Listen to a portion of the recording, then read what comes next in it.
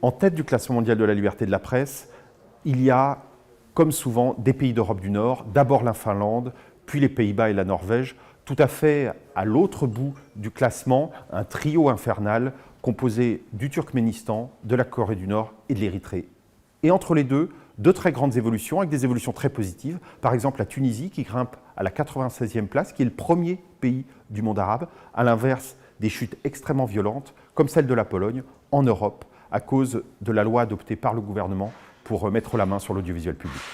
Les héros du journalisme aujourd'hui, ce sont parfois des victimes. Je pense, pour les mois qui viennent de s'écouler, à Tolo News, cette chaîne afghane qui a subi un attentat extrêmement grave, une sorte de Charlie Hebdo afghan, avec près de 10 morts dans un attentat commis contre le quart de l'entreprise. C'est aussi des journalistes qui, dans des pays,